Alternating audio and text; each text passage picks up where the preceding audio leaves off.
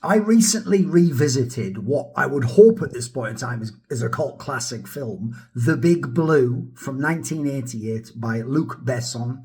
Now, if people know Luc Besson's work, he's more known, especially in the West, for his action films, but in general, he's one of those directors that has like a very cutting edge style. He likes like high action, a lot of like, I'd say very vibrant films with a lot of like punch and sound and atmosphere in them.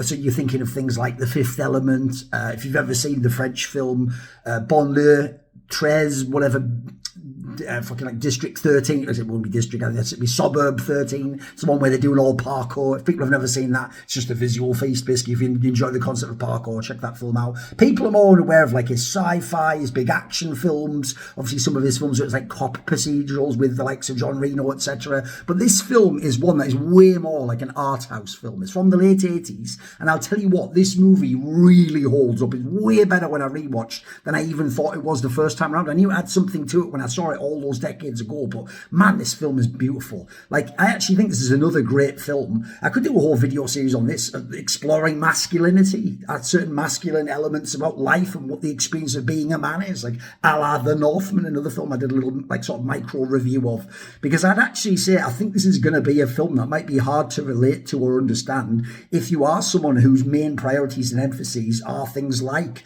safety, family, normality, like longevity. So actually, as a result, I imagine this might be a film that maybe won't relate to women that often. I actually think this is one where I can't really see what necessarily you're going to get out of this film. I think some of the honest elements that might even irritate you or maybe seem jarring to you are things that I think will actually almost unconsciously wash over you if you're a man, and you'll sort of just get in sort of intuitive fashion. I don't think it needs to didactically be explained to you. I mean, in the same way as, I guess, if you were to make a film about, like a classic old theme was a woman who stays at home and looks after the home and stays in her village as her lover goes off to war and she waits for him and she goes through the experience of hearing new stuff. Maybe I wouldn't relate to that as a man. Maybe I wouldn't understand what they're setting up as the storyline. I will say, I imagine if you're a woman, you could maybe attach yourself to the anchor character of the Arquette character, the female love interest, who, I guess in this sense, maybe this is relatable. She plays a character who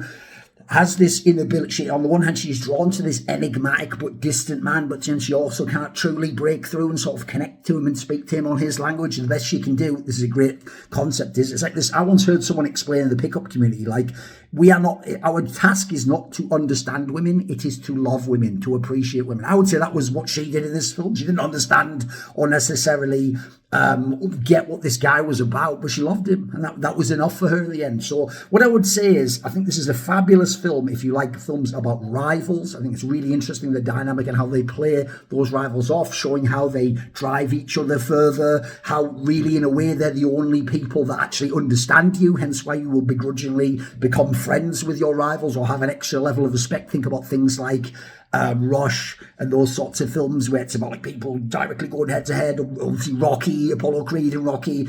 The point is, this is a film about excellence, and what would you sacrifice for excellence, or what is the beyond even like worldly accomplishments? What is it about the purity of an experience or something you've never actually had, reaching for the unattainable? These are all threads that are woven into this film. It's also one where I would say it contains that sort of element that I don't really necessarily agree with in life, even though I understand it's a very strong masculine drive and imperative of it's better to burn out than to fade away. There's certainly some of that tinged into a lot of the beautiful tragedy of this film. By the way, it is a film that is a visual feast.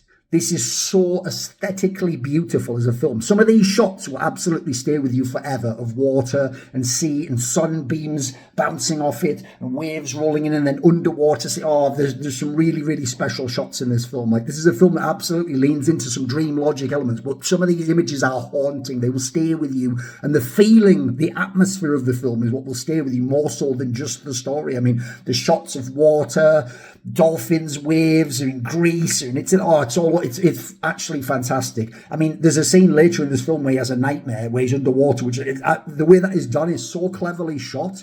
but you see it and you instantly, instinctively know what's being communicated. You don't need someone to explain what's going on, what's his mental state here, and why would he be thinking that way? And so what I love is this is a film that doesn't spell it out for you. It leaves it up to you to interpret it, for you to connect to it. And if you don't, much like the female character, maybe for you, it's just a beautiful sort of thing that came, went, and was gone, and you'll wonder about what did that mean and what was that, which is kind of, I think, the essence of the film. Also, fantastic performance by Jean Reno, one of his best ever. I think even the guy who plays the main character, whatever his name is, Jean-Marc Barr or something. It's the guy from Europa, if you know that Lars von Trier film. I think he also does a very good job, although his is a bit more of a cipher character, and we're sort of to read into or to infer on him what he might be thinking in his internal landscape. We don't get a lot of expression from him. But again, it's a really unique film. It's kind of a diamond in the rough, but man, what a unique film for Luc Besson, and what a unique film for cinema in general. Very, very haunting, but so incredibly beautiful at the same time. Obviously, my main gig is over in esports on my main channel, but my side channel and all my content around my other interests here are kindly supported by my Patreon community on Thorin's side here. So do you want to ask me a question for my video AMA? Do you want to take part in a private one-on-one exclusive, never to be released but recorded for you session? Call it consulting, call it just a conversation if you want. Do you want to find out who upcoming guests are for the Thor Inquiry episodes? If any or other perks like this take your interest, check out the Patreon link in the description box below and join Thorin's side today.